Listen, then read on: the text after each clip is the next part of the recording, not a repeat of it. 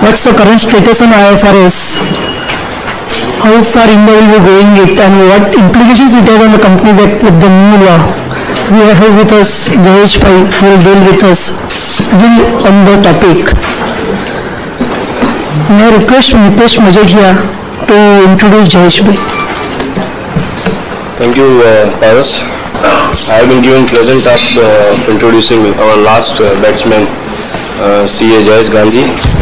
See, Jayesh Gandhi is a qualified fellow chartered accountant and is presently partner in Assurance Group in SR Bartley Bond Company LLP. He has a rich experience in audit and consultancy in his previous tenure of more than 24 years as a partner of NM Raiji and Company. In the past, he has been the engagement partner for audit of various large companies including Wipro Limited, Tata Global Beverages Limited, Tata Chemical Limited, and many more such companies. In the field of consultancy, he has dealt with various restructuring due diligence exercises and valuation of Tata Groups, Unilever Group, ITC Group, Rajan Raheja Group, Rally Group. He has been active in a group of ICAI in a formulation of various accounting standards, including standard for financial instrument. Since last 3 years, he is part of panel of ICAI for selection of best presented financial statement. He is presently a member of the managing committee of BCAS and is also a member of the accounting and auditing committee. He is a part of corporate committee, member of Chamber of Tax Consultants. He has presented papers on various topics such as accounting standard, IFRS, company law, standard auditing practices, mutual fund, M&A at various forums. In the past, he has served on board of many reputed companies such as Sanofi Limited, India Limited, SBI Mutual Fund, ICICI Home Finance, Saber Organic Gujarat Limited.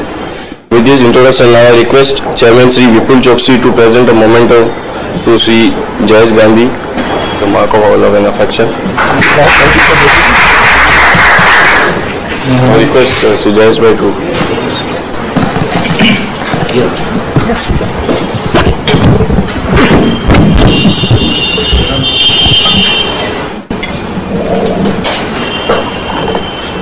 Paras, Vipul Bhai, thanks Mitesh for introduction.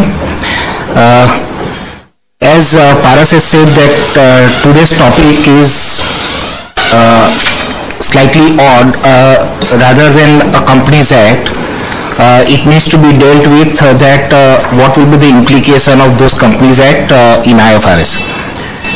So just to start with, I would like to mention that basically the Companies Act has certain enabling provisions for IFRS. However, it directly doesn't say that IFRS needs to be adopted, but definitely it has many provisions which says that if IFRS is introduced, or in our case Ind AS is introduced, then how it will facilitate. So we will look at that, and in addition to that we will also look at it that whether we are will be complying under IFRS or not after whatever exercise which we have done in the past, and which will start now again in my view, because if you look at 1 month back again the move is started again for introduction of IFRS. How far it will succeed, because we are, as even rightly said, that for 4-5 years we are just waiting for that. There is a ground which is clear for that, but it has not come for whatever reason. So we will look at that. There will be certain tax implications, certain accounting implications. We will look at that also, and also we will see that finally whether IFRS will be beneficial to the country as a whole or not. So as I have mentioned that it's been divided into 4 parts. IFRS developments globally and in India, I will deal with that. Then the comparison of Ind AS, which is so-called IFRS versus what is actual IFRS. Companies Act vis-a-vis IFRS, what are the things which are there, and tax issues arising out of the same. So basically, as we all know that IFRS is a set of established accounting standards globally. these standards are basically, promulgated by a body like how we have ICAI and now how we will have NFRA. There is a body of IASB, so International Accounting Standard Board, what they call it as, and they basically formulate this standard and also introduce this standard. And the only difference which I see, I know how they work. The difference I see is that they have a lot of technical people available other than, at a council level or at a director level. So if you look at it, that they will have a large employees available for someone at a director level and a council level who has to work and who is working on certain standards. So there is a lot of support staff which is available. In addition to that, what they do is that they do a lot of surveys. They take go to different countries which are going to be affected by certain standards, and they go into a research that how it will affect. They will explain that how these are going to be improvisation compared to the earlier years. So basically, and in addition to that, it includes representative of major countries, and they have introduced in last 3 years even a US representative. So if you look at from US, there is somebody who is taking care of whatever they that country wants as a part of IFRS. So before even they're participating, I think they have invited US, and US representatives are amply there. So if you look at now whatever standards which are coming, they are coming after considering US GAAP. I am saying after considering because it will not be in line with US GAAP, because the basic difference between IFRS and US GAAP is that US GAAP is rule based and IFRS and even our standard is basically a principle based. However, with the, when IFRS have decided that okay, US also will converge into IFRS, of course that was to happen by 2015, but it has been postponed now because US has actually asked for 2 more years. So I think it will be now the next deadline is 2017 which they are talking about. But what they do is that because it is a principle base, they invite most of the countries. Unfortunately, we do not have a direct representatives from India, although we have Indian origin person which is there, but we do not have anybody from our institute representing that. In fact, they are suggesting that one should take part in that. Let us see that. But what I think we are going ahead with is that we will have our own accounting standards, and we will not go just by IFRS. So that is why if you have seen that we have now in ACE, which ICAI claims that it is almost like IFRS, but the problem is that IFRS, unless you implement totally, they will not, IASB will not give you a certificate that you are IFRS compliant. So that is going to be an issue. ICAI has chosen that no, we will have our own standard, and to some extent it may be required. Maybe we can think of after 3-4 years when everything gets settled down, maybe we can think that whether we can adapt IFRS or not. Because otherwise, actually what is happening is that IFRS in last 3 years, like how we had for 20 years, almost no changes up to I think accounting standard 14 which were there, and suddenly in 2 years or 3 years from 14 it has become 29, and many more standards. So like that in IASB also there are a lot of new standards which are coming up, and there are a lot of old standards which is getting revised. So the challenge with us is that if we are saying that we are going to follow Ind AS, at present let's say it is 90% in line with accounting standards IFRS. However, if they are changing, whether how speedily we will be able to change and incorporate another standard, that is going to be a big challenge. So it's like a moving target, and that is where we will be lagging behind. However, I think I was talking with the technical director of the institute, and what they are suggesting is that whenever there is a draft which will be introduced at IASB level for any new standards or for any changes, at the same time they will also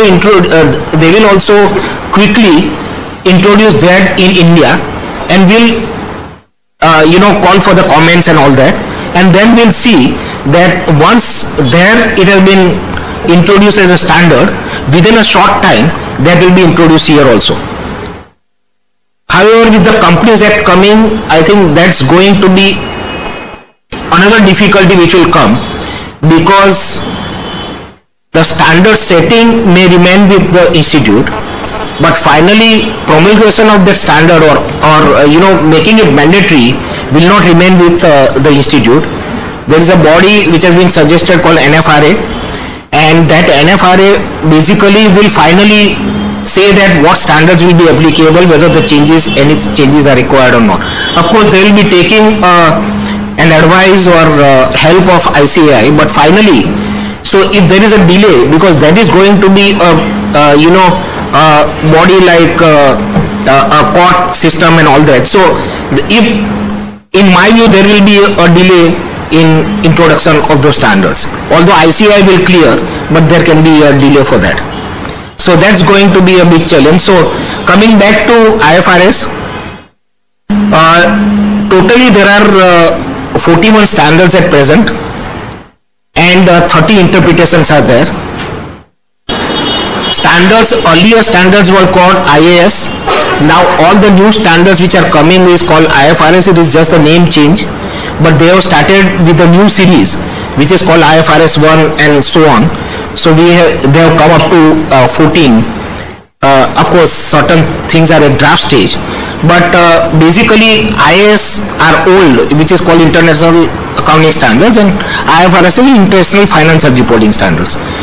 With that, as we were doing in the past, as the institute was doing in the past, there were a lot of interpretations which comes, because if there are certain things which are not very clear and it needs to be interpreted, and the institute or the body wants that everybody has to be follow that in a certain way only, then there is all these interpretations which comes. It is nothing but a support to the accounting standards, so it will not be like a guidance note or something like that. We also had interpretations, but in our case now all the interpretations have become a part of the accounting standard itself. And what the institute has now mentioned is that we will not come out with any interpretations. So whenever there are changes required, the changes will be directly made in the accounting standard itself. So that is what stand now it has been taken. So if you look at it, after the introduction of the standards by under the NACA's rule, under the rules by the central government, there are no other interpretations which have come. So that is the thing. So, but at IASB level there are a lot of IFRICs which are coming. Just a slide to that globally how one is moving towards IFRS. If you look at all the countries, almost all the major countries have recognized that they have to move towards one standard globally, and the big power like Europe, US, Japan, they have actually also confirmed that okay, they will be moving towards IFRS, and they have really started the move and participating in all these IASB. So here, if you look at it, countries which have adopted IFRS for a listed companies reporting, all EU and EA countries, Australia, Brazil, Canada have, so more than 121 countries have that. Now, so here also, I think what we need to do is that for a listed companies, the rules can be different. So it is high time where for a listed companies, we introduce Ind AS or IFRS. Because otherwise, there are a lot of difficulties which we'll see that how that becomes difficult in a consolidation, in mergers, acquisitions, then in structuring of certain things, it then becomes difficult. Then there is a duplication of work which is happening because of that. So for a listed companies, if most of them are adopting, I think India should not be behind, and very quickly they should introduce that. That's my view. Domestic accounting standard based on IFRS. So if you look at it, domestic accounting standard based on IFRS, all these countries, they are directly just introducing that full IFRS as their standards without any change. So that's a domestic accounting standard based on IFRS. Then permitted but not mandatory are two countries, Japan and Morocco, and Japan also with US, they have also said that they will converge their standards into IFRS standards. So there also, I think they had given earlier a date of 2015, but then there also they have postponed it. I think the postponement basically is happening because of certain main standards which are coming up and where a lot of discussions are required. One of the standard is financial instruments. Another standard is how the consolidation needs to be done. So because of these 2-3 standards where there are a lot of changes which are happening, and that is why they are saying that we have our own standard, so we will continue with that. Once the new standard gets stabilized, then they will come and adopt that. Saudi Arabia, there are certain countries where it is required for certain entities only, banks, insurance companies and all that. Not permitted is major one is only Thailand, but they have also said that they will be doing full convergence in future. They have not given the date, but they have also expressed their expressed the need to converge.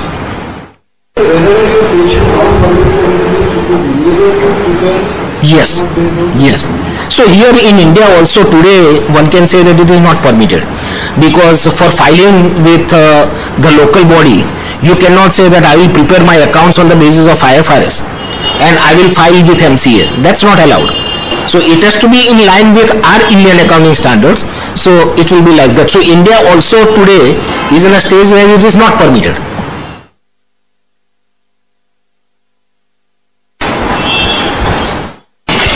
Okay, let's move to IFRS in India.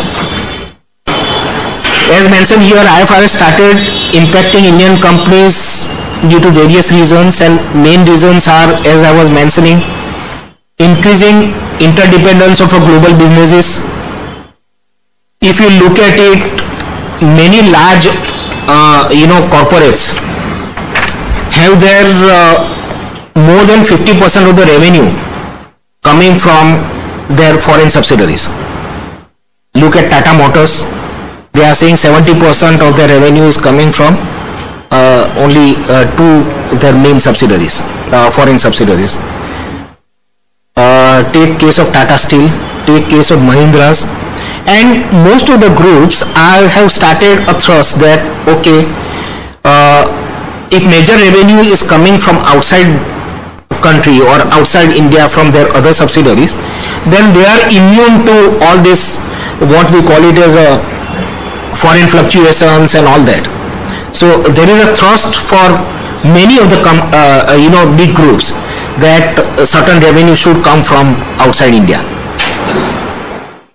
Then there are cross-border mergers and acquisitions, and one of the provisions in the Companies Act now mentions that in fact it will what shall I say is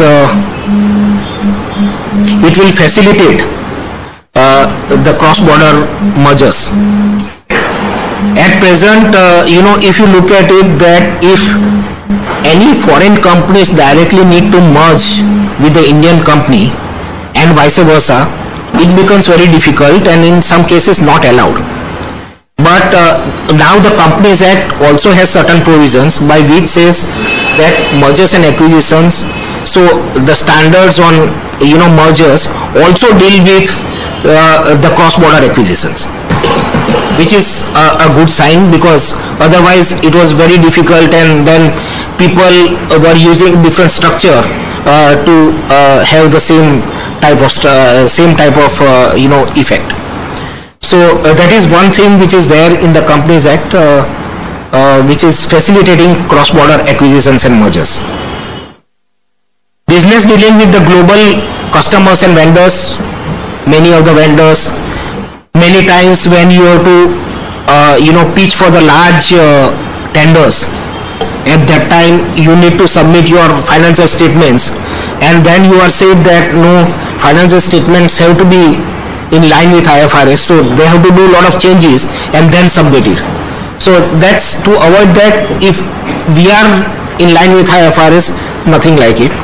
Adoption of IFRS by non-Indian subsidiaries for statutory reporting purposes, and raising of capital from the international market, and even the listing of certain securities in the international market.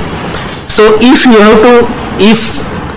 you are listed in US, now they have said that IFRS standards, they can, if they are not a company in US, if their holding company is outside US, then they are allowed to file for their own filing IFRS certified accounts.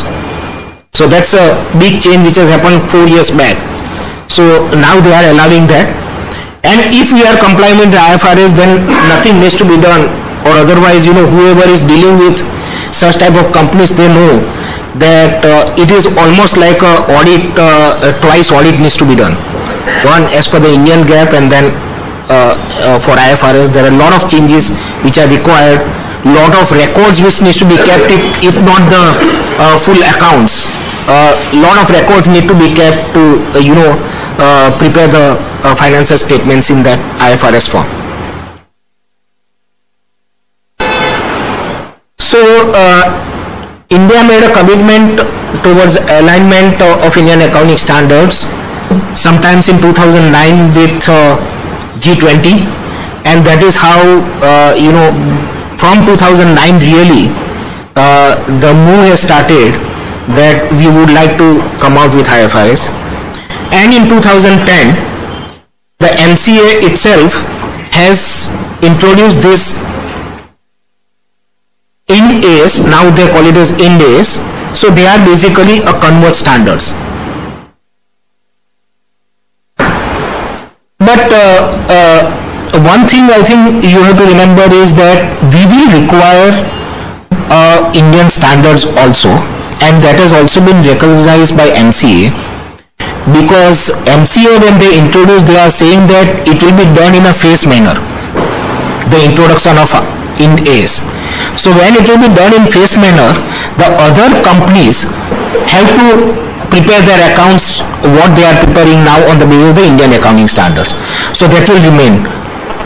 At some stage, maybe at that time it was in a 3 or 4 years time, when all the companies will adapt into Ind AS, there also the question was that other than the corporate bodies, like partnership firm, proprietorship, all these businesses which are there, what they need to do. So for there also, I think Indian accounting standards which Institute has said that will continue.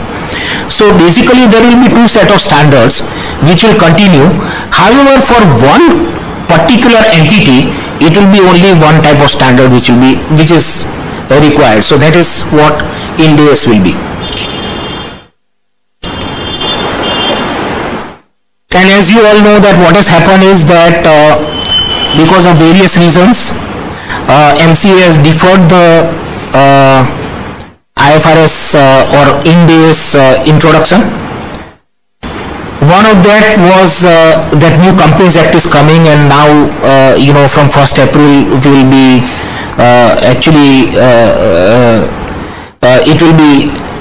it will be applicable from 1st April, as 3 days back it has come. Changes in direct tax code. We don't know whether it will come soon or not. But meanwhile, what has happened is that we have been faced with tax accounting standards. So what they are saying that once tax accounting standards are there, they are dealing with certain things where in IFRS certain things need to be done. What will be the tax implication of that? So that will be helpful. And IASB revamping certain standards, as I was mentioning. Many standards have been revamped totally. Many standards, major changes have been made, and that is at a stage where it is in a draft stage, it is getting finalized. So that is why it was delayed. But if you will now see that all these reasons are again is being complied with, rather all these have been resolved, and that is where now the move is again started, that whether we should introduce Ind AS or not. And as I mentioned here, February 24, as I was mentioning just 15-20 days, 1 month back, Economic Times had article where they are talking about April 15 introduction for certain companies which are having a net worth of more than 1,000 crores.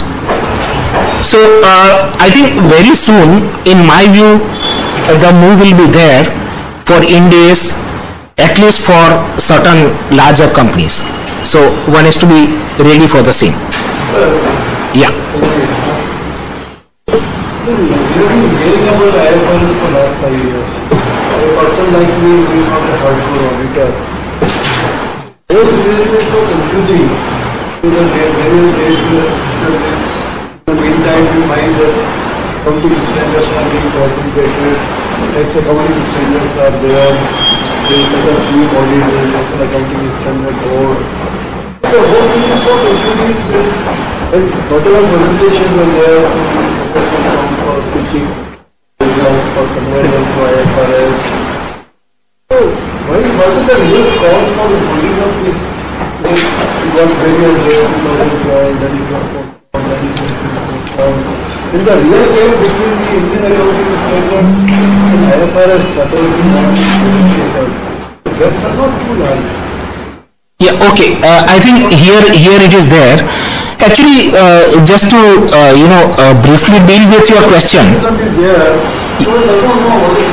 So to briefly deal with your question, today's Indian accounting standards and IFRS, there are very large gaps. I'll give you 2 examples. One is on mergers and acquisitions. Actually, I have dealt with earlier.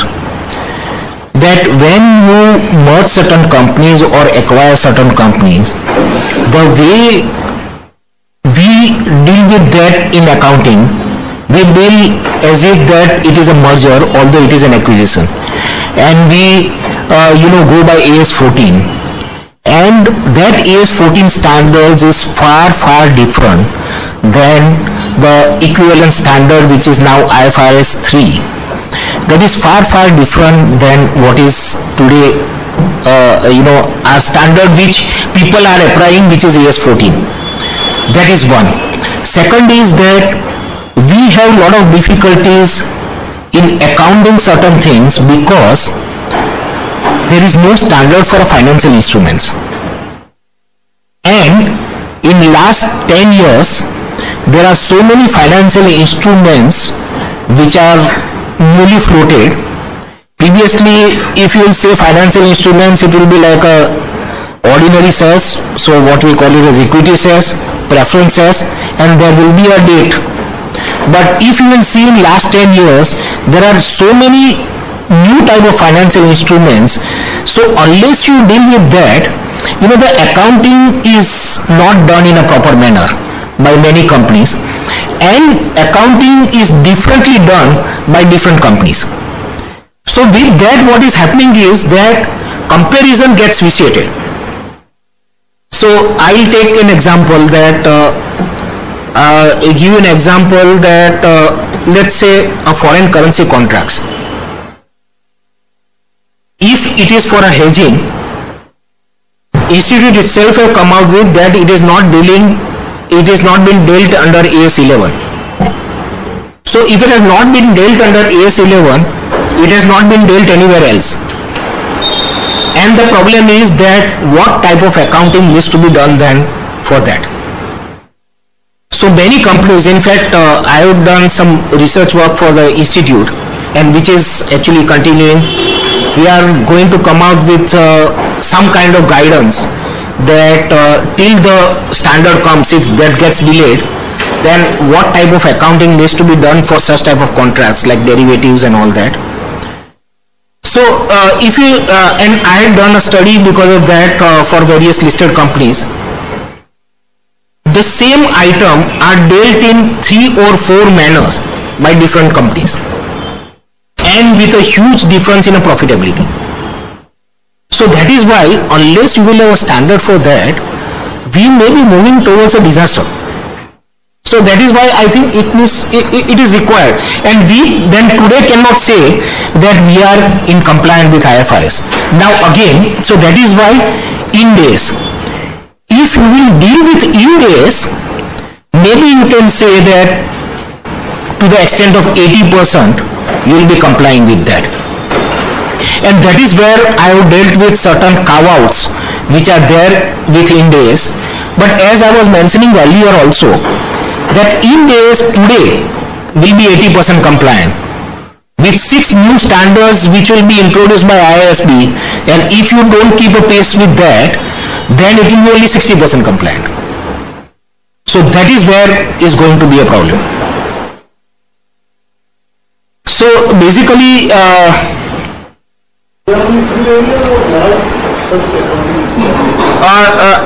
I will say that there are many areas, not one can deal with that, but the difference is quite large. If you look at it that how they have to do it and how we are doing, the difference in profitability will be quite large. Take a case of a real estate developer. Real estate developer, whether they have to go by a percentage of completion method or they have to book their profit only on giving a possession to the a buyer of the flat or buyer of the units. Now, if you will have 2 different ways, then profitability or company's profitability will be totally different. So we have, that is why a guidance note for that. When we have introduced the guidance note, there are changes which are happening in the corresponding accounting international accounting standards. They have dealt with IFRS 15 in that, and that IFRS 15 is now changing. So that is where we are going to have a problem. But fine, I think we have a conviction that okay, we don't have to follow totally. So if there are carve-outs which are, I think, dealt with. So once with the introduction of that Ind AS, one can tell the world that there are these 10 carve-outs which are there, and these 10 carve-outs are only a difference. So that is where I think it will be a beneficial from that angle. So 35 Ind AS till date has been given. This standard contains various carve-outs, as I have mentioned. We will deal with that. But there is a significant IFRS development afterwards, which are these IFRS 10, 11, 12, 13, which they have introduced. As I was mentioning, ICAI has given a draft, but when it will get finalized and it will become mandatory at IFRS level, I don't think it will become mandatory here. So that is where there will be a gap. Companies with Ind AS is unlikely to result in compliance with IASB IFRS. That is quite clear. IASB says that unless you are 100% compliant, we will not give the certificate that your accounts can be treated as an IFRS. So fine, I think we have to live with that. So we will just look at what are the major differences. So basically, if you will see, IFRS in existence, but we do not have even Ind AS for that. That is basically coming out of in two ways. Actually, three standards. If you look at here is that there are no standards even in Ind AS. First one is accounting and reporting of retirement benefit plan. Now there my view is that is typically, you know, all those US, Europe, where they have large pension funds, large such type of entities which deals with these retirement benefit plans. It is so large that you know, it will be more than the market capitalization of our exchanges. So each one will be so large. So for them, they will require a different standards. We have, you know, for a provident fund trust, let's say, for a provident fund, for LIC is managing, let's say, certain schemes on gratuity. For that, I think these standards will be applicable. So it has a limited applicability. So if that is also not there, immediately it is fine. Second standard is IS 41, which is on agriculture. I have you know, attended and certain ISB where this agriculture standard discussion was there. What I also felt is that at international level, because the agriculture countries are not properly represented, you know, these standards may require certain changes, and that is where in our case there will be a lot of companies which will be agro-based things will be there. If they are holding plantations and all that things will be there. So there basically what they are saying is, I will just tell you the gist of that. Basically what IAS says is that all agriculture produce, you have to take it at a realizable value. So when the plants are growing, you know, the fair value changes every day, and so when you are completing your year end, you have to see that what is the fair value of that. So fair value, how you will work out that, what is the produce expectation out of that, and on sale of that, what will be that. So that's going to be too complicated thing. So what I think our institute has recommended is that when it is growing, you don't touch that. But when the harvest is done, after that only you introduce and make a standard applicable. So for the standing crops, I think you have to deal it in a different manner. You deal it as if whatever cost is incurred, you carry forward that. Not anything else, because it's very difficult, and here we do not have a scientific way of agriculture. So you may expect that I will get 100 crores out of that, and finally when the produce comes into the market, you may fetch only 50 crores. So that is why I think it requires a change. So that is also fine. IFRS 13, which is on a fair value measurement.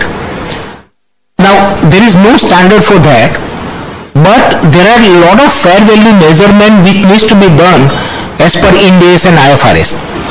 So that is why we require that standard. Without that, it will be difficult for us to follow the other standards. And that is why at present it is not there, but we strongly require that. Then of course IFRS 9, which is on a financial instruments, as I was mentioning that we have a standard today which was not been mandatory.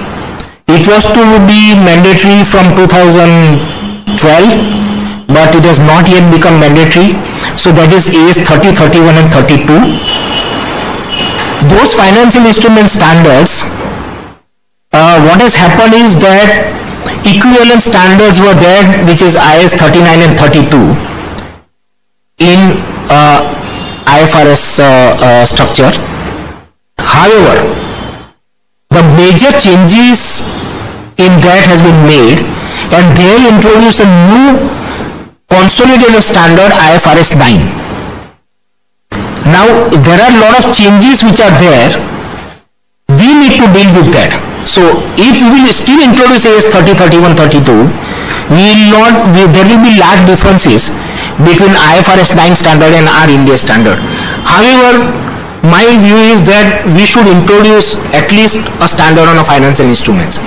If we will not have that, we will have a major difficulty and maybe a major accounting goof up. So let's see that whether institute at least is coming out with some guidance on that. Then IFRS 10, which is on a consolidated financial statements. There is already a standard on consolidated financial statements. However, there is a revision which has been done. So we also in Ind AS we have on the basis of the old standards. So there also we will have a difficulty. And then there are certain standards on disclosure of interest in investment entities, not major, and regulatory deferral accounts. IFRS 14 is typically says that you don't follow the accounting standard. There is a standard on a regulatory rate businesses. So if let's say take an example of HPCL, which is to say that they have to sell their product at certain rate. So they are basically a regulated rate company because it is not in their hand. So if there is a regulated rate, what IFRS says is that you need to deal in totally different way. It is not as if that you are doing the business. You have to have a balance sheet that whatever profit which is generated out of that, so the asset doesn't belong to you. Only at certain percentage whatever profit comes, that profit belongs to you. So take a fertilizer companies where there are subsidy based. There also take a power companies where it is they work based on certain return on their capital with the government. So there are agreement with the government by which they will get certain fixed return. So when they say that if it is like that, then the assets which are there, which although you have you have purchased or you have prepared the plant, you have constructed that, it will not be in your balance sheet because those assets basically belong to the government and you are only interested in the profit out of it. So it's complicated, but basically that's a major change, and that is where IFRS 14 has been introduced, which says that temporary measure for where there is a first time adoption, you don't follow the accounting standard on regulatory rate. So what we are following today can be continued. So that's IFRS 14, which is recently which has come.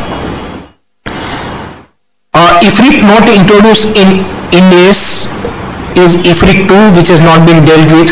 Basically that is on member shares in cooperative entities and similar instruments. So maybe a PE firm which is dealing with lot of investments in different companies, cooperative societies, cooperative other entities where like let's say there is a PMS schemes where the fund is collected by an entity and then it has been invested totally. So all that is not how it has to be dealt with is not getting covered. And IFRIC 15 is getting changed, so that is why it has not been covered. IFRIC is interpretation. IFRS interpretation is called IFRIC, so International Financial Reporting Interpretation. So that's IFRIC. And earlier it was IAS. At that time it was SIC, So it was interpretation of earlier international accounting standards, and now they call it as IFRIC. Exposure draft, as I mentioned, basically they are trying to deal with that. The major change which are also coming in the employees contribution standards, our accounting standard says that any actual gain or loss on account of the change in the actuary assumptions should go into the profit and loss account, while international accounting standards give the options. They say that either you take it to the reserves or you take it to the profit and loss account. Or there was a corridor approach also which was allowed, which says that you can take it to the comprehensive income, other comprehensive income. So that change is there. So whenever they are changing that, they are saying now corridor approach will not be allowed, and that is why our exposure draft is also there. On derivatives and continuation of a hedge accounting, it's too complicated, but we have not even gone to hedge accounting, so it is very difficult to explain that. But basically it says that certain hedging relationship will continue even though if you will roll over certain contracts. Then there are changes which are happening in Ind AS 37, which is on contingencies and provisions, which is equivalent to our at present AS 29. So there are certain changes which deals with the levy of the government and how the provision needs to be made. So that is also, all these standards, as I was mentioning, it has been exposed here also. But if you look at what is the response, the problem is that at the exposure draft stage, you get hardly any response. As the typical Indian mentality is that when it will become mandatory, at that time we will look at it, and when it becomes mandatory, it becomes very difficult to implement it. So at that time lot of suggestion comes, and then it's a problem that what needs to be done. And as we were mentioning that although MCA has already done in this, why it has not been introduced? Because when the date of introduction came, the people woke up, industry particularly, that all these standards, it will be difficult to implement in India, and they have represented strongly because it's very difficult for them to predict what will be the profit. But the thing is that now again they have forgotten everything, and when again it will be introduced, again they will say that these are the standards which are difficult standards to implement. So there is no preparation which is being done by the country. So that's a sad part, but that is a way we live in India. So corridor approach is that whatever difference which is there, that you don't take it into the income in 1 year, but you spread it over a period.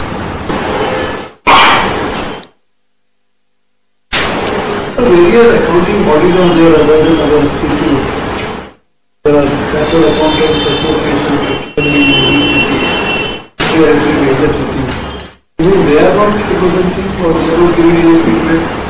No, unfortunately they are not there is no comments which are coming. If you look at the changes which are done, hardly 2 or 3 comment comes, and that also nothing material.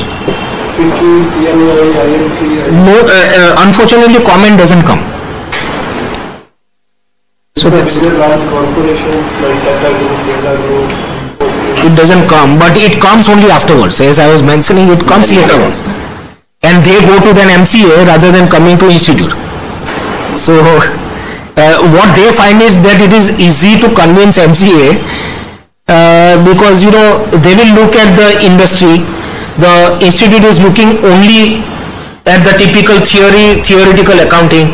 They are not looking at the commercial part of that. That is what industry feels.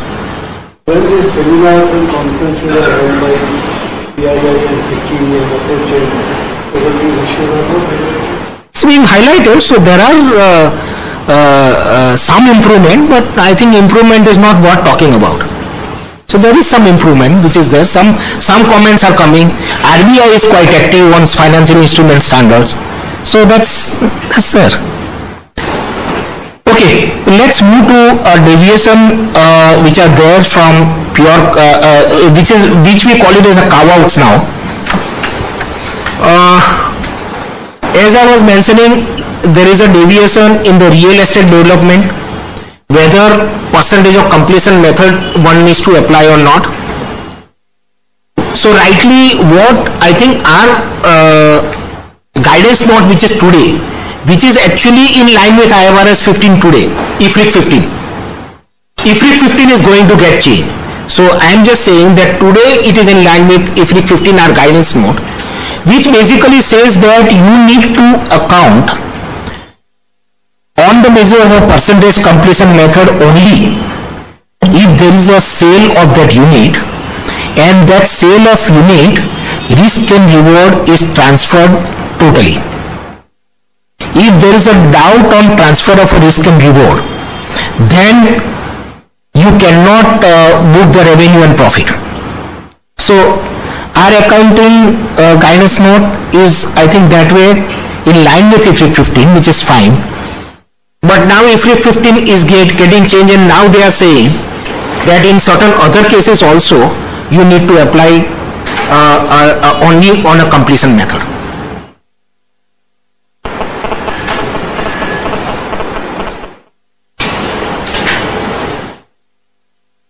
Then there is a major difference between foreign currency convertible bonds. A lot of companies in India have gone for FCCB, what you call it is.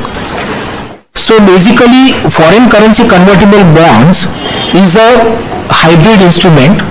It will be treated as a embedded derivative instrument. Basically, what is FCCB? FCCB says that after certain point of time, part of the bonds or full bonds will get converted into equity. However, because it is FCCB, it is denominated in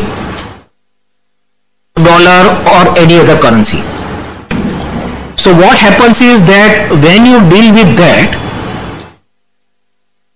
if you will convert that price of foreign currency which has to be converted into Indian rupee, it will be a different price because of the foreign currency movement. So the international accounting standard, how FCCB is dealt with, is in two ways. One is that which we have to deal with even in case of a convertible debenture or a convertible preferences in future when Ind AS comes. What they say is that you remove the date portion, and that date portion you treat it as a date.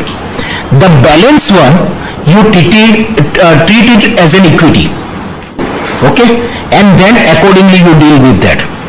Now in FCCB, because generally there are options to convert and not a compulsory conversion, so there is another element which comes, which is the option pricing, and that is where, though it is an equity, it is an element of a derivative also. So that derivative portion needs to be separated, and then how that needs to be dealt with. So basically, our standard says that you deal with as an embedded derivatives, which is there in the financial instrument standard internationally also. Only one difference which they have allowed is that you can treat it as an equity as per international standards only if it is the fixed shares to be issued at a fixed rate. So what generally it is called in international is fixed to fix. Fixed shares to be issued at a fixed rate, right?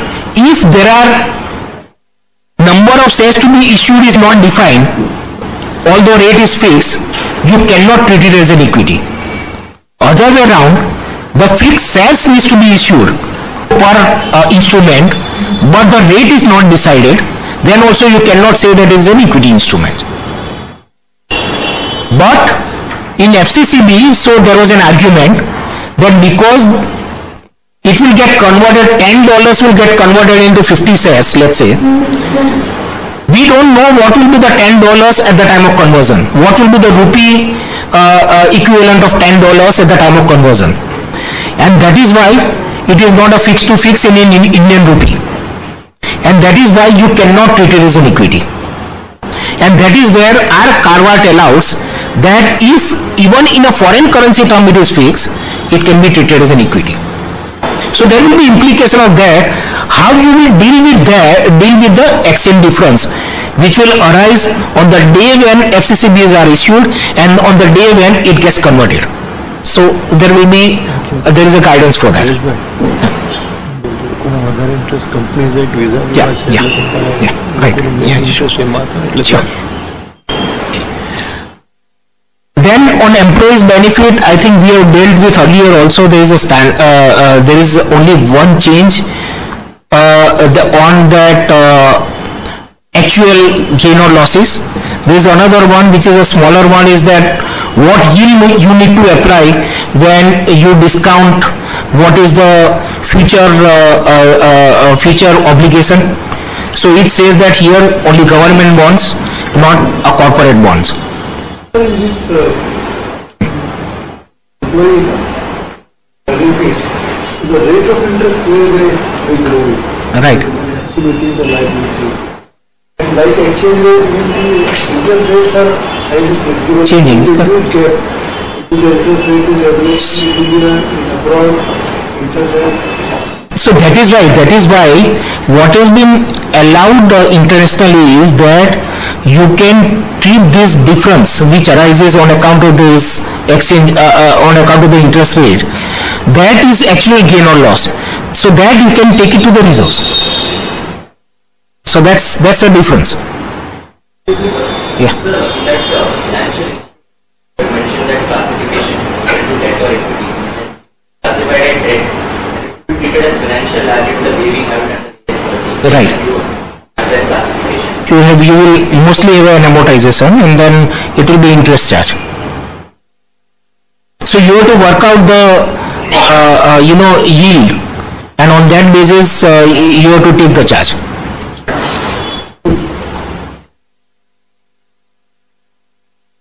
Fair value of financial instruments.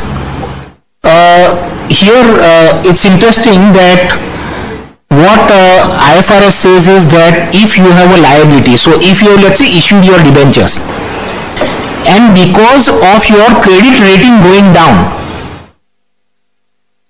there will be a change in the value of your debentures if you are not using the amortization method. So what it says is that your debenture values, your liability will go down with your reduction in your credit rating. So because you are not doing well, somebody will come and settle at a lower amount. So that is why there is a change in the fair value of the liability, and then liability gets reduced. Because of your deterioration in your quality of your company, your liability gets reduced. So that is what has not been accepted in India, and they are saying that that should not be done. Just one more clarification. Yeah. This convertible instruments, you mentioned that the base instrument that you have to first decide whether it will be classified as debt or equity, and that embedded one you have to split it up. Correct. Yeah, see, FCCB, definitely there is no doubt that it has a debt element. So that has to be removed, and after that only we need to deal with that it is embedded derivative. And that embedded portion again, it will be divided into option and equity. So one has to be dealt with as a financial, as a derivative instrument. Another one will have to be dealt with as an equity. Okay, we can take it. Yeah, we can take it later. Business combination. Here also, rightly so, we have dealt with the cow out. What they say is that if there is a bargain purchase, if you have acquired a company where the fair value is, let's say, 100, but you have acquired for whatever reason, because there is a distress selling by other person at 80 rupees, 20 rupees you book it as income. Because you have a bargain purchase, so you have gained on day one 20 rupees. So what actually our standard says is that you don't book it as income, you take it to the capital reserve. That is what is the change. First time adoption, I think we will just keep that, because first time adoption there are a lot of changes, but when the first time adoption will come, it will all depend upon that, because if there are other accounting standards, then that also will have to be dealt with.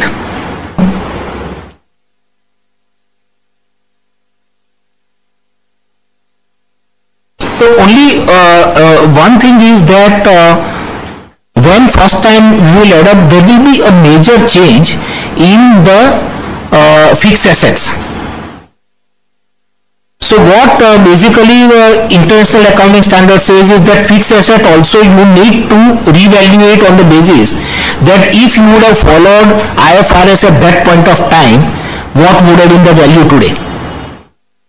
So that is very difficult. So we have a concept of deemed cost exemption. So what they say is that whatever is the carrying value, you take it as a deemed cost, and then later on you deal with that as per IFRS. So that is another major actually relief when we will introduce a new standard. Okay, moving to what is there now in Companies Act. If you look at it, the Companies Act has facilitated major change by way of a consolidated financial statements. Today, if you look at it, the SEBI only says that consolidated financial statements is mandatory. So it is only for a listed company. So now, because it is introduced in the Companies Act itself, consolidation will become mandatory for all the companies which has either subsidiaries or associates or a JV. The confusion is that even if you do not have a subsidiary, whether you need to have a consolidation or not. As per the present Companies Act, unless they clarify, up to yesterday they have not clarified that, but what they say is that your associates and JVs also for a consolidation purpose, it will be considered as a subsidiary, so you need to consolidate. So if you do not have any subsidiary but only associates, you need to have a consolidation. So that is what basically it says. Another major change is in the definition of the control. Here, as it has been mentioned, that present AS 21 gives only two way of considering whether it is a subsidiary or not. Whether you are holding more than 50%, if you are holding more than 50%, it is a subsidiary. Or you have a control over the governing body. So in case of a companies, it will be directors. So if you have control over the board, then it will become a subsidiary. Now IFRS doesn't harp on 50% ownership. IFRS says that whether you are controlling the decision making or you will be able to control a decision making which has been taken by the entities or not, and whether you are getting the reward out of that. So it means that you need to have equity in that, in any form, but you need to have the equity interest in that.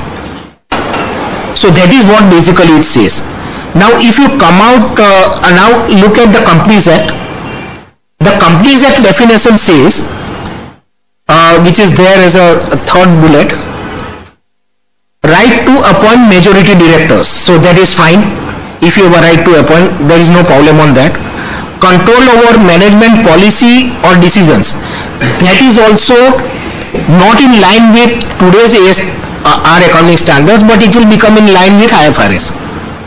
So what is the meaning of control? Particularly in the jet that we are paying, there are so many such shareholders agreements. The agreement is foreign shareholders having 25 or 26%. So as per the new Companies Act, so that is what I am saying, as per the new Companies Act, means as per the Companies Act 2013, we should not call it as new now, 1956 has become old actually. So as per the Companies Act, that will be, HER will be under control, in control. Because of the shareholders agreement and whatever other agreements which are there. So here also, it deals with that control via management rights or other agreements. So it will exactly come into that. So that is what is a controversy, and that is where Jet Airways was interested in completing this merger or whatever this before 31st March. Somehow it has not happened, so we'll see that how it will be applied. So shareholding or board of directors It's not the sole criteria, absolutely. And a control over 50%. And then as I was mentioning that JVs and associates also will trigger a consolidation. Another change which in the Companies Act, the major change is that Companies Act is saying that whenever there is a particular accounting standards which is applicable, then the provisions of that accounting standards will be applied if it is not in line with the Companies Act. That's one good thing which has come. In fact, up till now, as per the old Companies Act, it is other way around. In our framework also, we say that if there is a statute and rules, then statute and rules will prevail over the accounting standards. Now they have clearly come out with that if there is an accounting standard which you need to deal with, the accounting standard provisions will prevail over the act. So what happens? Although subsidiaries includes associates and JV, when you need to consolidate, but when you come for a consolidation, you will apply the standard which are applicable. So there is a separate standard of how to account for associates, because it will not be a line by line consolidation, only a pure subsidiary. As per the definition of accounting standard, if it is a subsidiary, then only there will be a line by line consolidation. If it is an associate as per the accounting standard, then there will be equity method consolidation. So that is one good thing which is there, and that is how it needs to be followed. Yeah. If it is a joint venture or a associate, we have to do the consolidation. But yes. By the method of AS-27. Absolutely. That's right. But in AS-26, if there is subsidiary, then only you have to do the consolidation. So with that line, can we? So that is what. Only for accounting you can use the accounting standard. Okay. So here when it says that if there is an associates also you need to consolidate. There is no accounting involved, so you need to consolidate. And then when you are applying the accounting, you need to go to the standard. So that is one thing. Second is that, in certain cases, you may not have equity interest. But as per the agreement, you will be controlling controlling the company. Take a case where there is a hotel company. You have given a management contract to ITC or Oberoi or any other franchisee. Actually, full operations they will be controlling. So one can say that there is a control over all the decision making, and that is why it needs to be consolidated. As per the Companies Act, then it needs to be consolidated. Now, when you will apply a consolidation, there is nothing to consolidate because you do not have any equity interest. So what you will consolidate? So in such cases, it will happen that standalone and consolidated will be same, because you have a 0% equity interest. You have an interest in the profit, because in most of these franchisee cases, you will have 10%, 20% coming by way of a profit to you. But for a consolidation, it is very difficult. So that may be the case. I think the only option there is that in a standalone, you prepare standalone and you write that the consolidated accounting standards are also same. So that is the only way then it may have to be dealt with. Another major change which is explained here is by way of, considering the 50% interest. At present, we are considering 50% of equity interest. As per IFRS also, it will be 50% of equity interest. However, here they are talking about, Companies Act is talking about 50% of capital. So capital will include even a preference shares. The problem is that if you or some investor is holding major preferences, majority of preferences, then although it may not be holding equity or may not be holding enough equity, there will be a consolidation which will be applicable. Take this case where equity capital is 50 lakhs and the investor is holding only 10%. So generally, if you will take AS 21 will not get applied. Even AS 23 and 27 will not get applied. But by in the new Companies Act, because you have to consider a full capital, then this company has to consolidate, because it is holding 60% of a preference capital. So overall they will be holding around 54% of the total capital. Okay. So here consolidation will be applicable. Now the thing here is that at the year end, you do not have a control, because the preference shares capital is also gone. So whether the consolidation should be applicable or not. The consolidation still will get applied because of the standard, which standard says that if during the year for certain period you have a subsidiary, to that extent you need to prepare your P&L, take the profit and loss up to that extent. So standard will get applied till the time the preference shares gets redeemed. But what you will consolidate finally will be only on the basis of a 10%, because balance 90% will go as a minority interest, right? If we don't have any interest in equity share, only in preference share, and the preference share, 100% preference share is 60% of whole. Correct. Then I do not need to consolidate it. Then you need to consolidate as per this. I have to consolidate. If I use AS, yeah, then you have to apply AS21. Then it will be same. It will be same accounts, na? So that is where I was just saying earlier also that situation may arise. Say I have 1% of stake, then I consolidate and show 99% as minority interest. But if I have 100% but I have 0%, I am not consolidate. Whether I can consolidate and show 100% as minority interest? No, that is where I am saying that if you have, let's say, 1% interest, you will not apply AS21. Why should you apply AS21? Because as per AS21, it is not a subsidiary. So you will apply associate accounting. So you apply equity method accounting. Otherwise it is difficult, no? But in subsidiaries, it's my subsidiary. So as per Companies Act, So as per Companies Act, it is a subsidiary, not as per the definition of accounting standard. so let's say I go to 21. And then for accounting for the 21, I account only for 1% and 19% I show as minority stake. And similarly with the 100%, I show 100% minority stake. That can be a... That is also possible, but I will not advise that. That is what I am saying, that you have to take provisions that accounting standard will prevail. So definition of subsidiary in AS21 will prevail. I am taking that. If that is the case, then even having only associate, then I need not consolidate. Yes. Yeah, then you consider it as per AS23. Yeah, so that is what I am saying. Because otherwise, take a case that you have a 1% interest but you are consolidating 100% revenue, and then 99% you are taking out.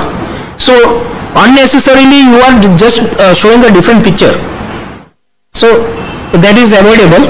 But yeah, there is a view that you can do that also, that 100% line by line you take and 99% you take it out. There is no clarity. There is no clarity, but I will prefer the first one because the companies that gives that option.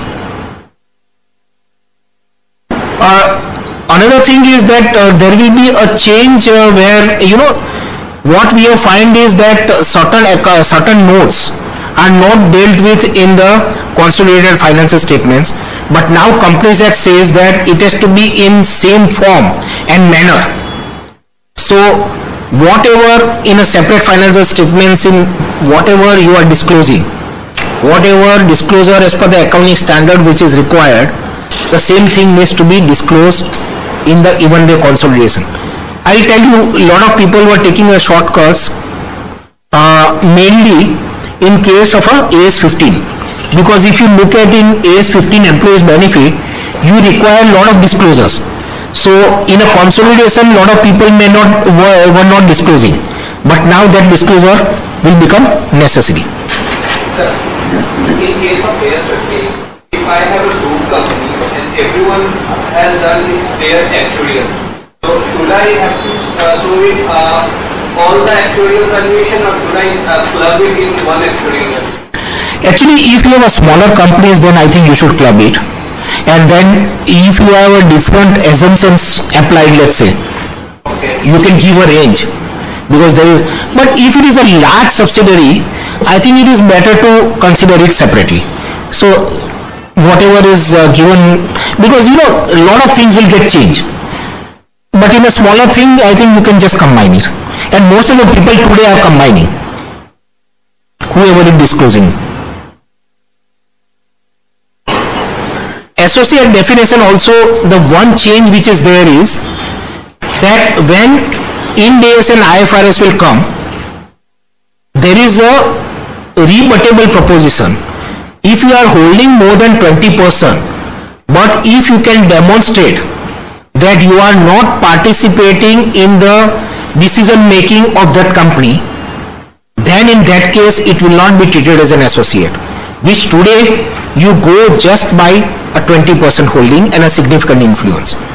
So if you can demonstrate that you are not having a significant influence, then you can come out of that and you may not consider that as an associate also.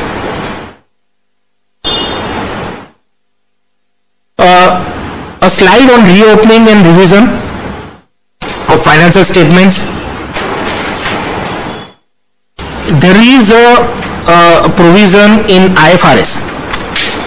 However, that is different for the restatement of accounts.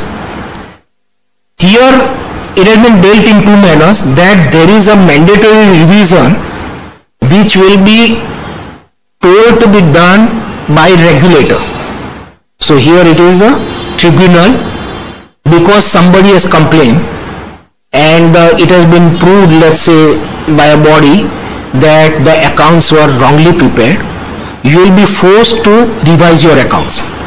So that is dealt with under section 130 under the order of the tribunal.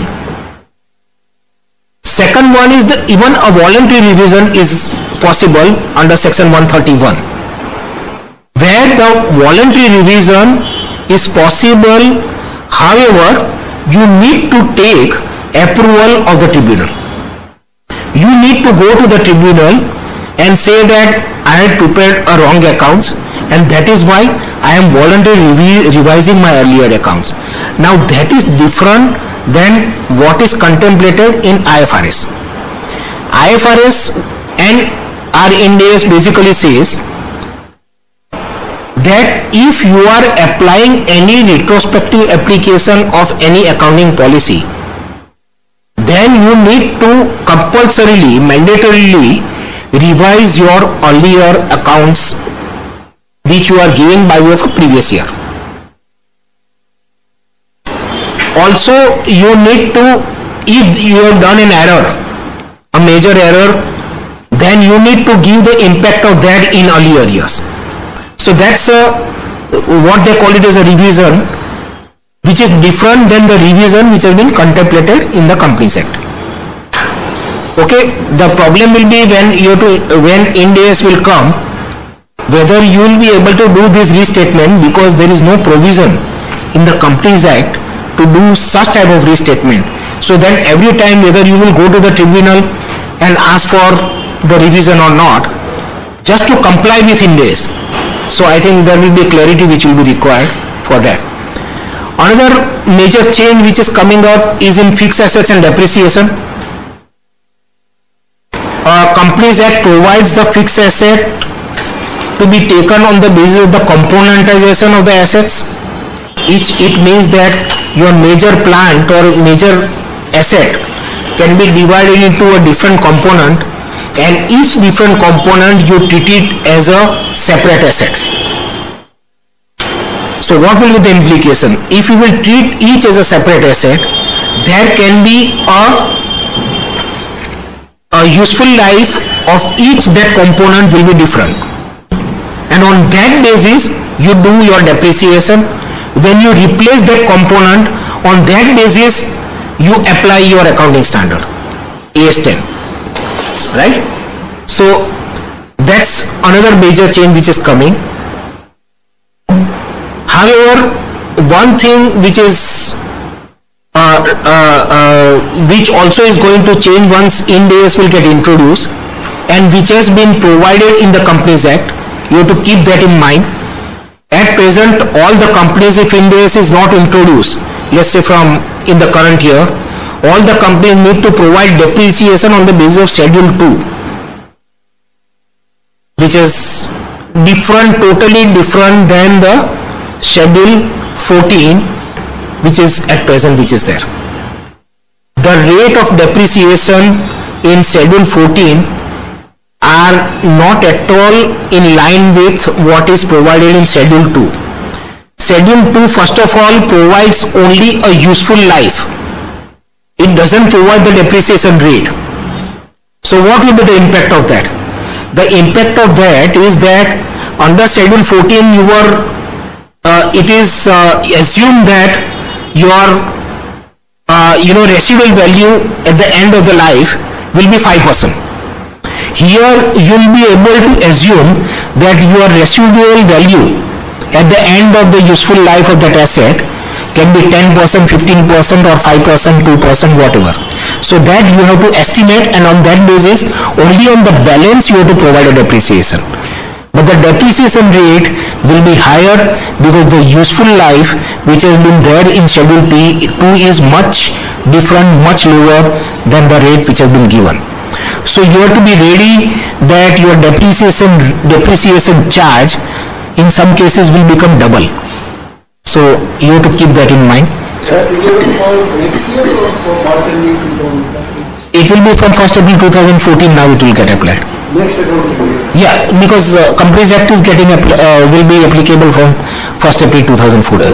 One clarification about this office premises, the residual value, how do you calculate? Because value is going to appreciate in a city like Mumbai, and the useful life, see you cannot segregate the value of land component and the building component when they are office premises. So it is a case, maybe a case of reverse depreciation, or how do we take this? Yeah, so there are going to be challenges there, but see, as you are rightly saying, there is a land and building portion both. Yeah. I think you need to segregate it in a proper manner, and building only you have to then take it. Yeah.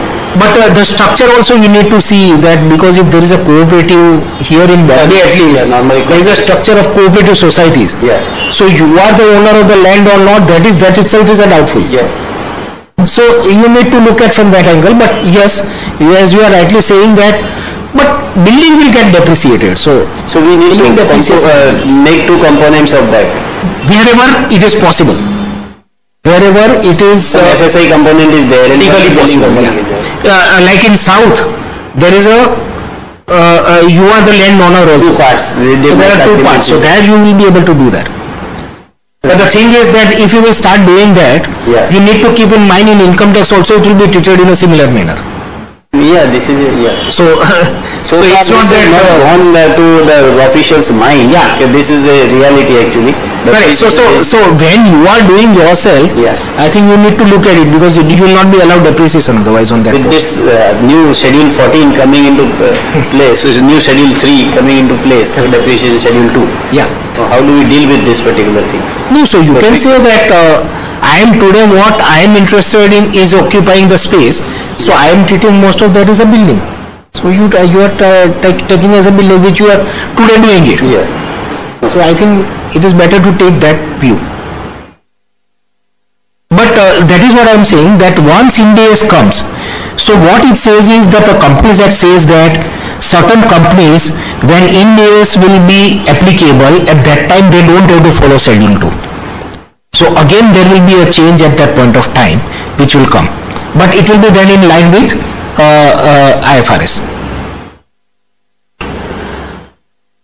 For a securities premium, here there is a chart for a prescribed companies, which prescribed class will be also either a list, it will be a listed company, and where maybe Ind AS will be applicable. At present, a lot of companies are using that premium for giving the preferences, bonus preferences, which will be not be allowed, only for certain class of companies. Writing of preliminary expenses people are using, with that also will not be allowed. For writing of preference debenture issue expenses, because on the ground that section 78 allows, and the new Companies Act also allows writing of like that, but not of the preferences and debentures issue. Because you are treating debentures as your debt, so any expenditure relating to that you should take it into the P&L account, and you cannot adjust from the reserves. Another major one is that providing for a premium payable on redemption. FCCB issue, there is a premium payable, that premium payable gets adjusted from a security premium, and you say that I am getting a date at 1%, 2%. In fact, it is just a eyewash, because what you are charging it and adjusting in a securities premium, you are not taking that. So once you will take that, it will be at least 5 to 6%. So that will not be allowed, and it will get reflected then in the P&L. Mergers and acquisition, the standard has to be in line with accounting standards, that is what it says. But as I was mentioning, that there is a large gap between the merger acquisition standards internationally and here. So at present people are applying AS 14. With the introduction of Companies Act, you need to mandatorily apply AS 14 for merger. People are taking a stand that for acquisition that standard will not be applicable, then there is no standard, there is going to be an issue. Today also there is an issue. Plus there is a further complication, because what Companies Act is saying, that for a demerger you need to follow 219AA provisions for accounting. Now 219AA provisions is for the income tax. If you want to take income tax benefit, then you need to follow accounting in a certain manner. So here now it has become mandatory that even if you don't want to take benefit of the income tax, carry forward losses and other benefits, still your accounting has to be on the basis of 219AA. And I think most of you may be aware that 219AA says that all the values have to be on the basis of the earlier carrying value. So that's going to be a major issue. And what I think they have presumed is that no accounting standard is today dealing with the demerger accounting, which from that angle no standard is dealing even with the acquisition accounting. So that is where is the problem. They have gone on that presumption. Even after introduction of Ind AS, we may have some problem if this will remain here. But I think you should take a stand that mergers and acquisition also considers a demerger, because demerger for another company, it will be an acquisition. So for a demerger also you will apply the same thing. So you will apply basically a fair value accounting. You can take that stand. Okay, another thing which I want to mention here is that, as I was mentioning, there is a major change in the acquisition accounting and even in a merger accounting, because IFRS 3, previously merger accounting was allowed on the basis of a pooling of interest method, and even in case in a fair value method in certain circumstances in IFRS. With the introduction of IFRS 3, pooling of interest method is not at all allowed unless it is a merger of the companies under the same control. So if two subsidiaries are merging where the parent company is same, there only you can apply pooling of interest method. Otherwise you need to compulsorily apply a acquisition method of accounting. So you need to allocate the consideration to a different assets and liabilities which you are acquiring. So what is the difference between the two? Because pooling of accounts and acquisition method? Pooling of interest will be on the basis of the cost methods. You will not change any carrying value. And in case of a acquisition method, you will replace your carrying value with the fair value, which is as of the date of merger. So that's a major difference. And we are saying, I just want to highlight that, which I have highlighted in some different forum also.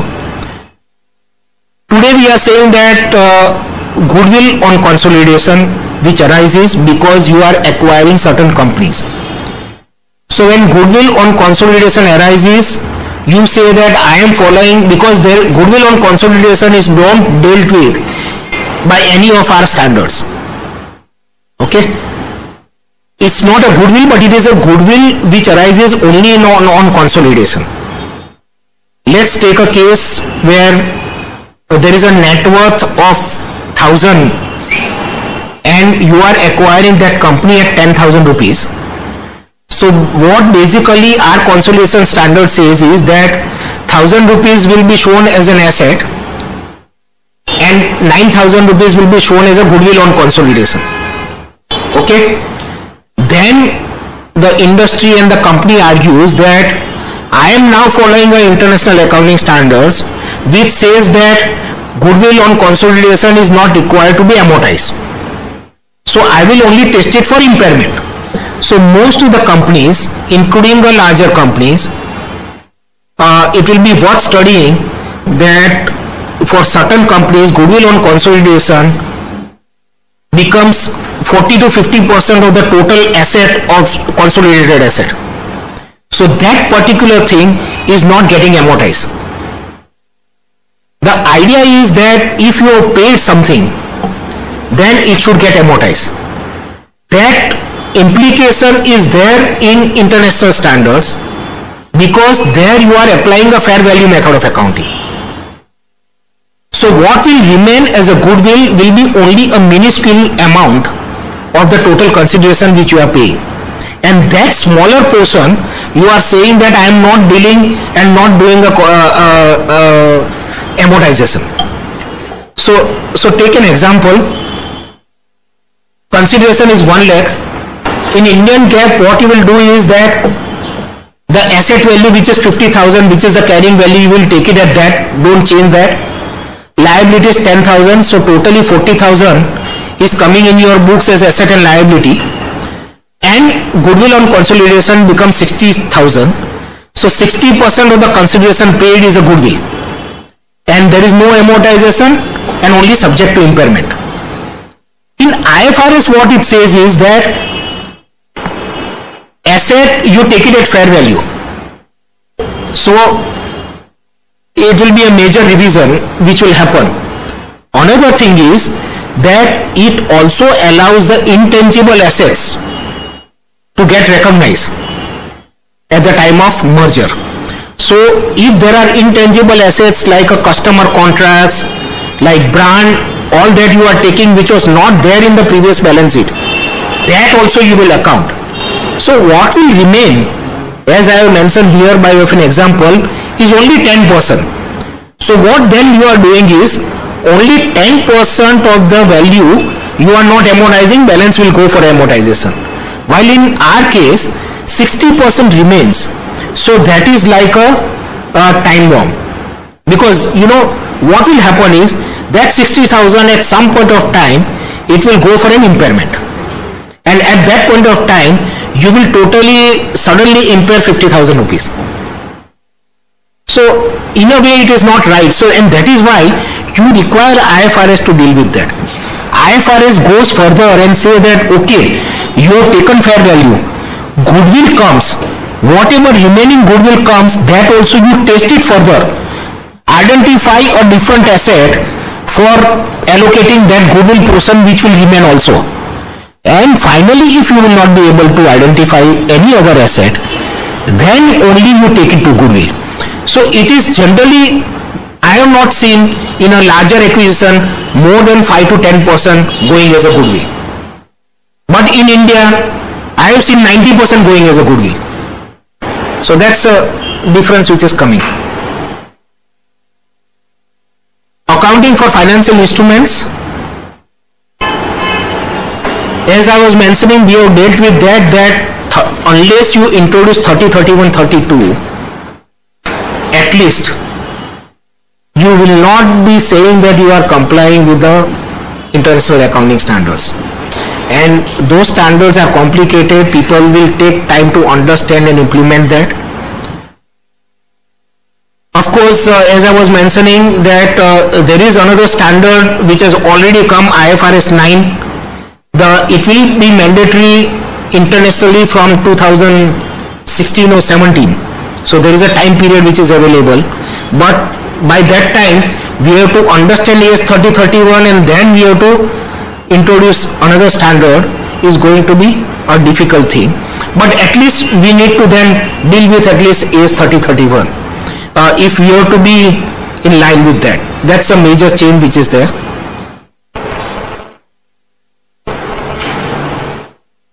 Tax implication, just to give you a brief, that international experience says that IFRS used as a starting point for tax computation, which today our Indian GAAP is a starting point for our preparation of the tax returns. But with the introduction of Ind AS, that may not remain as a starting point, because there are so many differences which will come, and if you have to deal with task differences which are there, more or less the Income Tax Act is going to be in line with task, whether you like it or not. A lot of people are saying that no, there are changes required. So, but still I think we are going to be, so have a different sets of records, if not accounts, we need to keep that. So that's going to be a major thing. We have a support that UK, Singapore, Hong Kong, New Zealand, many countries, IFRS is used as a starting point. Only in certain cases like France and Germany, a tax base and local GAAP are different. Tax based on local GAAP. There is a tax based on local GAAP. Only in Australia, tax computation is based on neither local GAAP nor on IFRS. So just quickly, what are when new Ind AS also will come, the major difference is going to be in the Indian context on multiple element sales. Many times we have a bundle of goods and services attached together. When you go and buy an AC, you are given warranty, you are given 3 years free service. All that at the time of selling we don't account, or now people are accounting but in a different way. What they say is that whatever is going to be my service obligation, I will provide for that obligation. But what IFRS and Ind AS will require is bifurcating a revenue itself into a service for services and goods. So it's not like having a provision, but a revenue itself you need to bifurcate and account it in a different year. So here is an example how it will get accounted. And of course the tax implication of that if you will account like this, whether the tax people also will agree the deferment of the profit which is happening here. So that's going to be another challenge which has not been dealt with even by TAS at present. So you need to deal with that. Real estate sales implication, with the change in IFRIC 15, it may be possible that you may have to use a completion method and all your profit will come in the 4th year, while today you are accounting on a percentage of completion method, so it is coming in a different years in over a 4-year period. So here also the question will come that when you are deferring your revenue, how it will be dealt with in income tax. But this will be what Indian GAAP and IFRS, there will be a change. Preferences, a major change here. It has been implied that it is a preferences which is redeemable preferences, because if there is a compulsory convertible preferences, still it will be treated as an equity. But if it is a redeemable preferences, then only it will be treated as a debt. And if it is optionally convertible preferences, then partly it will be treated as debt and partly it will be treated as an equity. But what I want to highlight here is that when you will treat preferences as a debt, whatever dividend which you will be paying will be considered as an interest and it has to hit your P&L account. So it will come as a part of your P&L. In my view, even a distribution tax which you will be paying, because that is also a levy on the dividend which you are paying, that also should come as a charge in your P&L.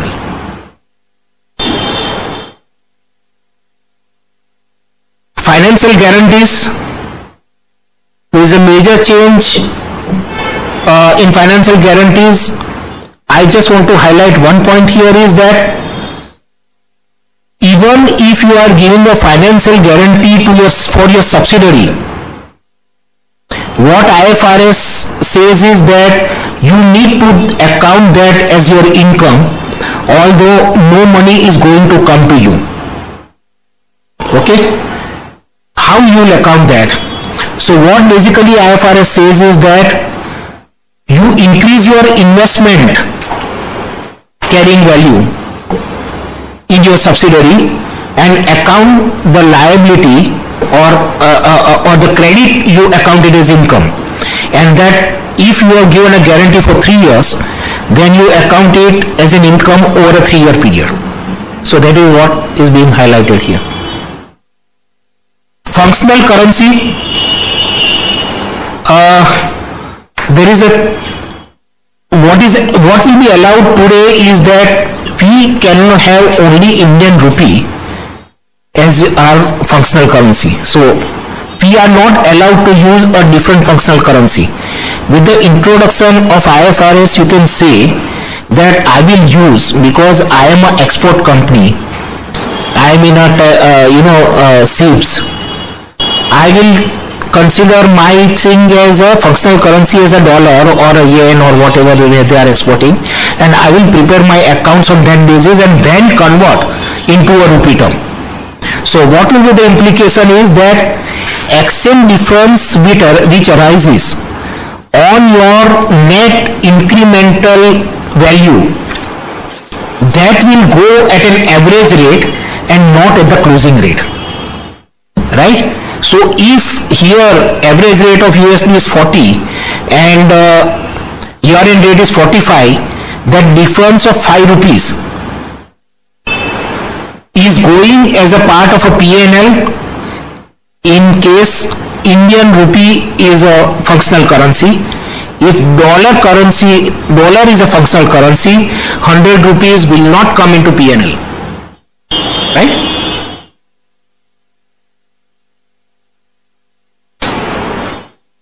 So let's say that what are the global best practices, are we moving towards that or not? My personal view is that we are moving towards global best practices in laws and statutes. So our Companies Act, if you look at it, the provisions of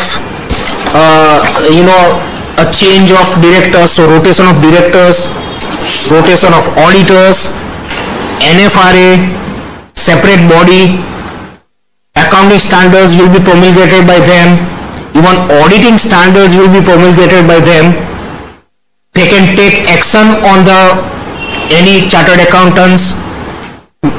Although they are a member today, we are exposed only to the institute, and institute will have people who will look at from that angle, but now we will have a totally different thing.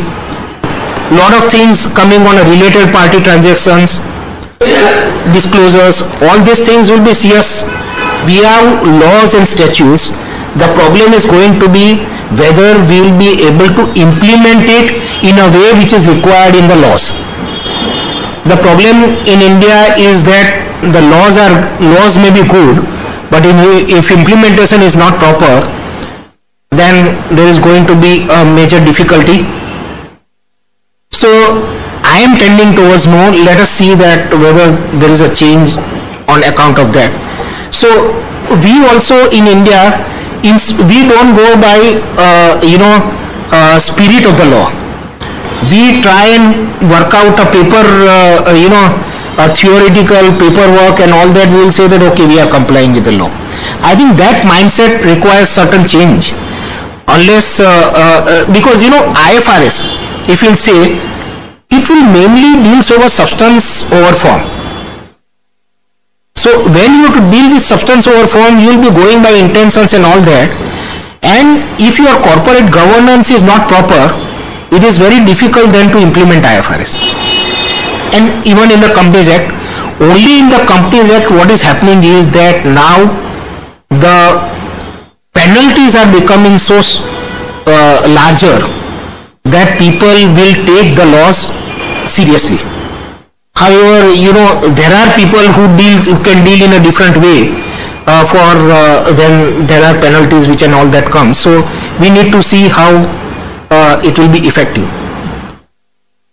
Another thing which I have seen is that there are a lot of outdated and redundant laws which goes on, it continues, and it harms actually honest people. So I think what is required side by side is that we need to do away with that. So unless that happens, we will not be able to apply global best practices, because like governance wise, people will say that okay, you will not have contracted labor, or you treat contracted labor as if it is your employee. So there are implications to that, However, if your labor laws are difficult, people will go for a contracted labor. So that's going to be our biggest challenge. What they have done in introduction of Ind AS, although we will not be totally complying with IFRS, my personal view is that it is a right way to deal with that, because we have our own standards. Certain things, carve-outs which are there, I think it makes sense, and that is why we need to have certain carve-outs. But what we need to keep in mind is that carve-outs should be limited, so that whenever there is a change required to convert that into IFRS, it can be done by any chartered accountant. They don't require a total knowledge of IFRS, because our standard will be equivalent to that. So they would have learned that earlier. So I think that is what is required. All the youngsters, I think, need to be proactive. Maybe some of us may not look at all the provisions which are there in IFRS, but you need to be proactive. Although at present there is no sort of indication that when IFRS will come, but IFRS or Ind AS is sure to come, so you have to get prepared yourself for that. One of the videos why we have shown It's clear that except in European countries, regardless of the EU, in some other countries, IFRS has not been followed by most of the Asian countries. Yeah. So what is the reason? What is You know, Asian countries are following. I think that slide was that for the tax, whether the tax authorities in the beginning. Immediate showed the USA is not following. In fact, it is cannot be followed. So this one you are saying, na? Yes. So except the EU countries. No. If you look at it, China, Egypt, Hong Kong, Indonesia, Philippines, all that are in line with that. More than Only they are just saying that. more than 121 countries have already. Yeah. I think at least 50% of bigger countries, means where there is a trade, international trade, are following that. Among the leaders, most of the USA is not following. Yeah, but because USA says that I have my own standards which are stricter than IFRS. Actually, they have a problem other way around. They are saying that my standards are rule-based. I will say that if you are doing a certain transaction, only this way it needs to be done. No choice. IFRS says that, okay, I am giving this principle, on that basis you work out that how the accounting needs to be done. In IFRS, there are a lot of choices which are available. And rightly so. Why choices are available? Because there are different countries dealing in a different manner. So, the environment in different countries they have to deal with. In US, they will say that I need to deal with only US environment. So, that is why it is easy to form the law or rules. For all the countries you can't form the rules, so you have to be principle based.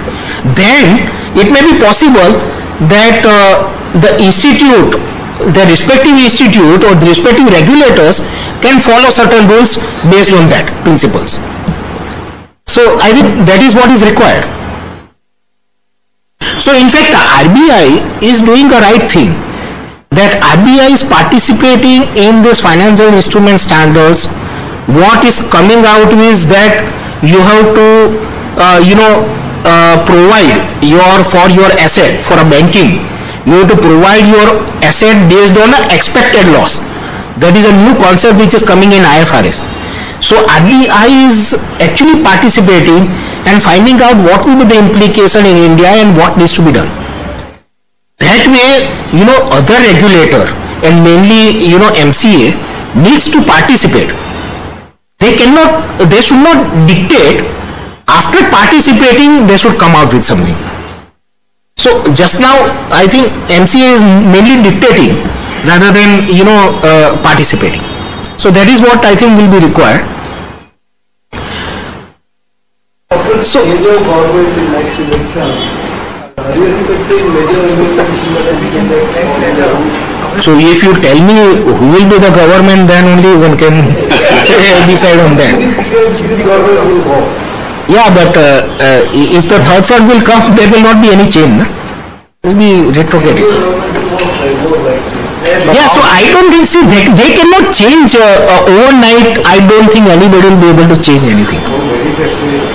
Yeah, in manifesto it is not mentioned. And I don't think government change will affect the accounting. Accounting has to be dealt with in a different manner. More to do with how you want to represent internationally and how trade you need to do internationally. All that things will be there. I don't think. So to end with whenever there will be introduction of all these Indias and new Companies Act and all that, the cost of compliance is going to get increased. And whether the industry people actually, it will be our common interest to pass on that to the industry, that you have to be ready with the higher cost. Otherwise, what is happening, what I have seen today is that you give services which is rightly required for all this kind of changes, but the clients are not ready to pay for that, or they will ask for the tender for such things also. Means I have Arvind Bhai will vouch for that before 20 years nobody will ask for tenders from the chartered accountant. But our services become like a commodity, and that is where still if you give a quality service, I think the people should be ready to pay for that. So that industry should be made aware about that. So with that, I think I'll just complete that. Of course, Last question. yeah. So with regard to consolidation, so supposedly I have a 10% stake in equity and I have a 100% stake in preference share, and because of which, as per New Companies Act, I become a subsidiary. Then in my consolidated financial statement, should I restate only my 10% of the portion on equity method, or should I go line by line item? Because as previously said by you, as per normal accounting. So that is what I had said earlier also, and I'm saying now that once you say that consolidation is mandatory, you forget Companies Act. Okay, there are two views, but my view is that then you go by a definition which is there in the accounting standard, and on that basis you consolidate. Now, as per accounting standard, nor does it fit in subsidiary, nor it fits in associate. Yeah, correct. So I shouldn't do any consolidation. So if you still you need to do consolidation, so at least you apply equity method and nothing else. Why you should have to apply line to line by line? See, line by line method is allowed because you are holding a majority stake. Otherwise, you are actually showing very high revenues, very high assets, and then you are showing a minority interest and adjustment. So that's not good. Mostly it will, in fact, that is where I will just tell you IAS, I forgot, IFRS 11.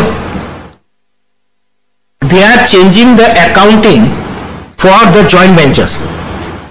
Joint ventures, now they are saying that you need to follow only the equity method of accounting. So instead of proportionate method of accounting for a joint venture, they are now, IFRS is moving towards equity method of accounting even for a joint venture. So you can do it only 10% as an equity method. Right. Thank you. Since we are an accountant, and being accountant, we are aware of intricacies of the business through the accounting entries. As a result, we can do wonders. This is what we accepted by the Harish Salve when after his interview when he was printed in the Economic Times after he won the Vodafone decision. He says, I could win this case only because I was accountant. But as an accountant, we pay very less attention to the accounting standards, and this we could see from the attendance here. How the accounting standards, but now I don't think so we should be able to do it so, because looking at the new penalties and everything coming, the new Companies Act, we need to reconsider our view on this. And considering this, we have put this session of the Jayesh Bhai, and he has gave a wonderful analysis of the whole Companies Act along with IFRS, gave a broad overview of IFRS, so that we understand how it could be done, how we can gear up ourselves and present the things better to our clients. Before the vote of thanks, Vipul Bhai to say a few words closing this. I think I have nothing else to say. Thank you very much to all the participants for participating in this workshop. See, new rules are coming, so we are thinking of having another workshop with the rules, etc. Maybe the next workshop would be focusing mainly on the rules. That is what we are planning somewhere in June after all the rules are notified, and I think we are already delayed. I would request Amit to propose a vote of thanks. Yeah. Thank you, Vipul Bhai.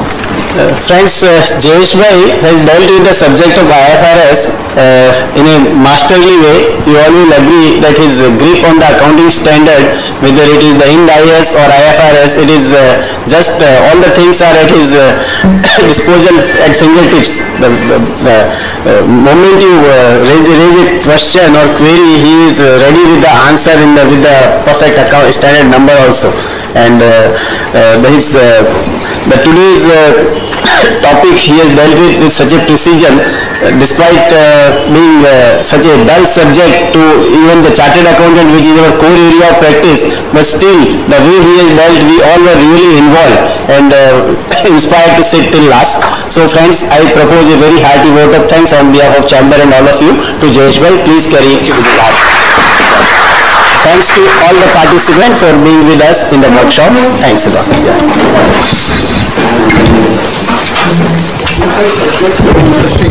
Dragging on for 5 years. Yeah. Says every chartered accountant doesn't know where does it stand. Don't clash. Yeah. Get lost. Yeah. About the policy. I have a forward contract. The underlying, I don't have the underlying actual is on the forecast basis. I am going to sell, and on that I have taken a forward contract. Case level is not applicable. I have a forward contract. Okay, I have taken a forward contract on a forecast sale. Forecasted sale. Right. So how should I account for the changes in forward contract rate? So, most of the, I advise to most of the companies that you follow AS30 standards, AS30 principles. You don't say that you are following AS30 because AS30 has a lot of other things which you can't follow. There is a stringent documentation process which my client can't do. In that case, Client should be able to do documentation. that part, and the Don't need to go on a contract to contract basis. You can do it, most of my clients are doing on a monthly basis. So you say that monthly there is a $10 million which is I am expecting a sale. Okay. And that $10 million dealer, out of that I am hedging $6 million and for that month. So month to month you need to tell that can be the efficiency which is in AS30. effectiveness. But see, that is why I advise that 100% if you will do forecasted transaction, because forecasted transaction cannot be 100% right. So on the basis of the forecasted transaction, if you do 60%, you should be able to do it. Effectiveness you need to look at. Effectiveness is as per standard is 80 to 125%. Yeah, but it is what I am saying that Clients are using means I how there is something Sorry for presentation.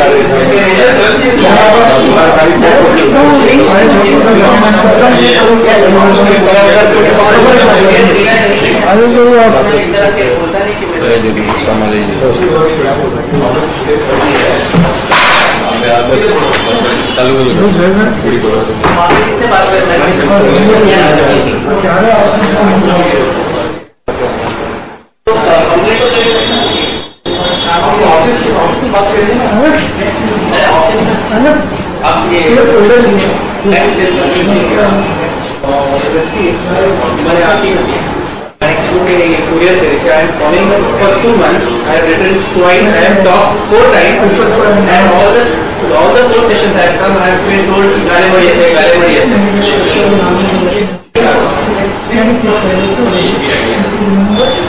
Receipt number 494. Attendance sheet में रखिए 4 दिवस यहाँ output करो कोई response sir already अभी बात किया उनका मैंने तो बात किया अरे तब 2 कितनी बार बात हो गई मुझे ये बता શું લખીને આપો તમને रिसिप्ट नंबर જે છે ને ડાયરેક્ટ સીધા ગ્રેડ સ્કૂલ